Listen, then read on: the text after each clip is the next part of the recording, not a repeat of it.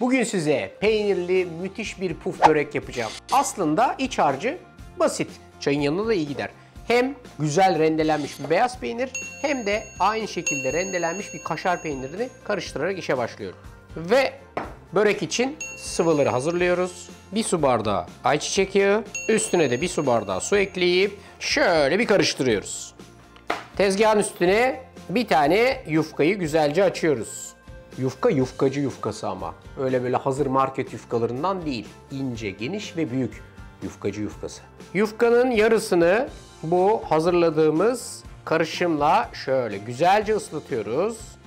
Sonra ıslattığımız yerleri güzelce fırçalıyoruz.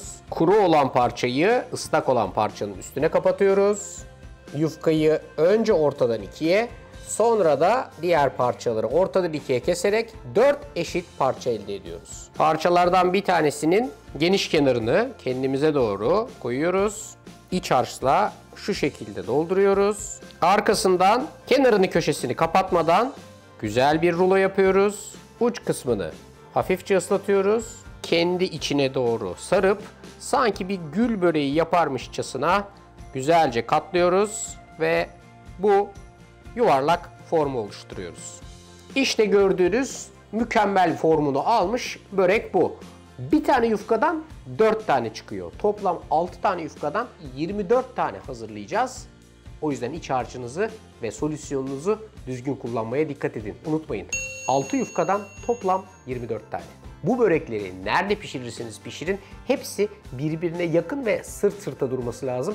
Aksi takdirde pişerken açılır. Ama tabii bunu böyle pişirmeyeceğiz. Önce bir solüsyonla birleştireceğiz.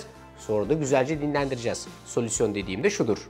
1 su bardağı su, yarım bardak ayçiçek yağı, 1 çay kaşığı tuz ve 1 şişe soda. Hepsi şöyle güzelce karıştıktan sonra hazırladığımız böreklerin üstüne gezdiriliyor. Üstü bir streç filmle kapanıyor. Ve 5-6 saat kadar buzdolabında dinlenmeye gidiyor. Geceden yapabilirsiniz, sabaha direkt olarak hazır olur veya sabah erken hazırlarsınız, kahvaltı saatine kadar hazır olur. Ama bu dinlenme safhası çok önemli. Çünkü dinlenirken içine koyduğumuz solüsyonu diye içine çekiyor ve o zaman olağanüstü oluyor. Biraz sabır. 5-6 saatin sonunda beklentimiz şu yönde. İçine koyduğumuz solüsyonun büyük bir kısmını çekti ve yumuşadı. Peki bunları böyle mi fırına vereceğiz? Hayır. Olduğu yerde bütün börekleri ters çevirmemiz gerekiyor. Böylece altı nemliyken üst tarafı kuru kalmışsa alt taraftaki nemden o da faydalansın diye. Bütün börekleri ters çevirdikten sonra şöyle yumurta sarısıyla da güzelce fırçalıyoruz. 2 tane yumurtanın sarısıyla hepsinin üstünü fırçaladıktan sonra gidiyoruz fırına. 180 dereceye önceden ısıtılmış fırında bu arkadaşları yaklaşık 40 dakika kadar pişireceğiz. Sonuç mükemmel olacak.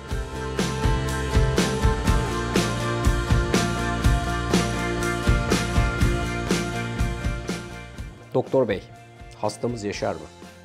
Yaşar. İyi yaşar. Bu çıtırtıyla uzun yaşar. İster kahvaltıya, ister çay saatine, ister akşam yemeğine. Mükemmel bir tarif, mükemmel pişmiş. Hepinize afiyet olsun.